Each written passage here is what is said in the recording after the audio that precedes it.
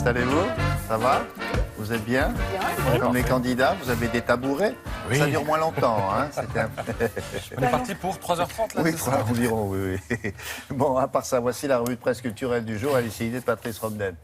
Alors, Impossible d'y échapper. À quoi? Rodin, exposition Ah bah oui. au Grand Palais. c'est l'année. Oui, c'est le centenaire de la mort du sculpteur. Alors quand on sait ce qu'il représente aujourd'hui, on a quand même du mal à imaginer ce qu'il y eut au 19e siècle, un paquet de détracteurs. C'est-à-dire que sa première œuvre, par exemple, L'homme au nez cassé, il avait 25 ans, elle a été refusée au Salon en 1865. Pas assez académique, disait-on à l'époque. On l'accuse à plusieurs reprises de tricherie et notamment de faire des moulages. Alors à chaque fois, il apporte la preuve qu'il a lui-même modelé la glaise avec ses petites mains, avec ses petits doigts. Victor Hugo, il fait son buste, mais Victor Hugo dédaigne le buste en disant que ça lui plaît pas, c'est pas terrible. Balzac, quand il fait un Balzac, regardez ce que ça donne. Mais tout le monde dit, ouais, mais on dirait un bonhomme de neige, on dirait un porc. Et en plus, il n'a pas sculpté les mains. Pour un écrivain, c'est quand même un crime de lèse. C'est vrai, et tu sais s'il y en a sculpté des mains, Rodin. Oui. Et Oui. parce que- Allez au musée, vous allez voir, il y en a partout. Parce que Il si on appelle lui ça demandait des- une main, il savait faire, quoi. Ah oui, il appelle ça les cathédrales, d'ailleurs. Voilà.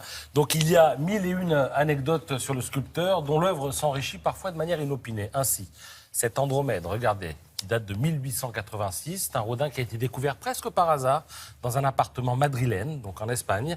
Et cette œuvre sera mise aux enchères le 30 mai prochain chez Art Curial. Mais vous pouvez l'admirer gratuitement jusqu'au 28 mars. Elle est exposée chez Art Curial, donc à Paris. Et c'est une œuvre qui avait été offerte par Rodin à un ami chilien. Elle est aujourd'hui estimée à 800 000, 1 200 000 euros. Oui. On verra ce que donneront les enchères. Départ. Donc si vous voulez tout savoir sur Rodin, tous les détails, je vous conseille aussi ce numéro de connaissance des arts. C'est une merveille. Et je signale aussi que si vous voyez du Rodin dans votre porte-monnaie, c'est parce tout simplement, ces jours-ci, c'est tout simplement parce que la Monnaie de Paris vient de mettre en circulation des pièces de 2 euros. La face représente le sculpteur de profil face à son penseur. Et à la fois, il ressemble un peu à Gérard Depardieu, qu'il avait incarné dans Camille Claudet. C'est vrai. Et un peu à Vincent Lindon, qui va pas tarder à l'incarner aussi, d'ailleurs. Oui. Bon.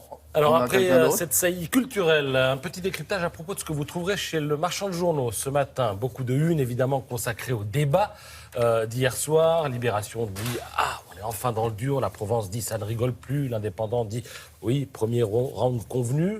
Et quand on lit ça, on se dit qu'il y en a qui sont couchés tôt et d'autres qui sont couchés tard hier soir. C'est-à-dire que le scénario d'hier, ça a été quoi? Ça a commencé mezzo voce et puis ensuite c'est allé crescendo. Et ça s'est beaucoup animé à la fin du débat. On a cru qu'on allait s'endormir au début et soudain, ça s'est mis à cogner. Et alors ceux qui ont plié bagage un peu tôt dans les rédactions, eh bien on les repère ce matin avec des titres un peu plus neutres et les autres ont des titres... Mais il y a certains journaux, un grand nombre, qui sont obligés d'imprimer avant 22h. Oui. Donc là, ils étaient en plein débat, ils n'ont pas eu la totalité. Ils ont fait demi-tour et ils sont revenus pour changer un petit peu la une. Certaines unes ont évolué hier soir. Ah bon? Entre quelle heure et quelle heure? Moi, j'ai la chance de recevoir les unes un petit peu avant tout le monde. À quelle heure vous les recevez? Alors, par exemple, hier, à 21h33, je reçois la une du Figaro. Regardez, c'est celle de gauche. Oui. Regardez le titre. Après le débat, la campagne va-t-elle enfin commencer? Alors là, celui qui a mis ça, il a vu juste une demi-heure de débat, à peine. Oui, il a vu une demi-heure de débat. Et il se dit, en fonction de ce que j'ai vu, voilà ce qu'on peut titrer. Sauf qu'à 1h du matin, le titre a complètement changé. Le Figaro ne se pose plus la question de savoir si la campagne va commencer. Et le Figaro titre le débat qui lance enfin la campagne. Et là, le jugement porte sur l'ensemble du débat. Évidemment. D'accord. Et alors, avec les Échos, la démonstration est encore plus spectaculaire. Regardez, à 21h02, vous avez la une des Échos, pas un mot sur le débat. D'accord? Il se passe rien. Ils se disent, bon, il va y avoir un débat, mais ça n'a pas l'air très, c'est un peu gonflé quand même de prendre ce pari. Voilà. Non? Mais il se dit, bon, on se dit, on va assurer en page intérieure. Mais ça, c'est la une. Et puis, à 1h du matin, qu'est-ce que vous recevez? Une un peu différente. On a viré le sujet qui est en haut, qui concerne la rénovation de certains palaces. Et à droite, il est question, évidemment, de la présidentielle. Qu'est-ce que vous faites entre 21h33 et 1h du matin? Vous dormez pas? C'est à moi? Oui. Ah ben moi, hier, je regardais le débat. Ah oui, Et c'est ça. habituellement, Vous regardez le débat? je dors, mais un peu tard. Pas tout de suite. Vous dormez pas, quoi. Je regarde les unes des journaux, quelques éditos, des choses comme ça. Ah non, mais c'est du boulot, qu'est-ce que vous croyez? Mais dans le jour. Bon, qu'est-ce qu'il a d'autre?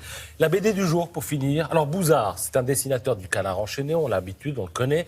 Et cette fois-ci, il revisite Lucky Luke, Jolly Jumper et toute la smala. Alors, la vedette de cet album, c'est Jolly Jumper, qui fait la gueule à Lucky Luke. Je ne vous dis pas pourquoi, parce que sinon, je dévoile le scénario qui est hilarant. Et alors, je vous ai mis quelques dessins, parce que au début, le dessin peut un peu déstabiliser, mais petit 1, Bouzard nous est familier, donc très vite, on reconnaît son trait, et 2, la force narrative de l'album emporte tout. Et on croise dans cet album, qui est encore une fois hilarant, des personnages qu'on retrouve dans d'autres aventures de Lucky Luke, comme Fil de Fer, comme Madalton. Fil de fer, c'est celui-là. Oui, c'est celui qui est en haut, à gauche, le grand, là. Et effectivement, il ressemble à un fil de fer. Et dans un album précédent, il se cachait même dans un tuyau pour essayer de piéger. Et là, Lucky il s'est abusé à le faire ressembler à un acteur américain des années 50 qui s'appelle Jack Palance. Alors, si vous regardez bien sa tête, c'est ça, fil de fer. Ouais.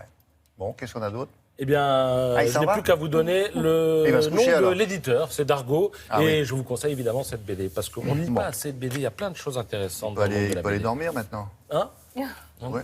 J'ai pris un café là, donc je ne vais pas pouvoir m'endormir tout de suite. Moi, je veux savoir tout ce que vous faites.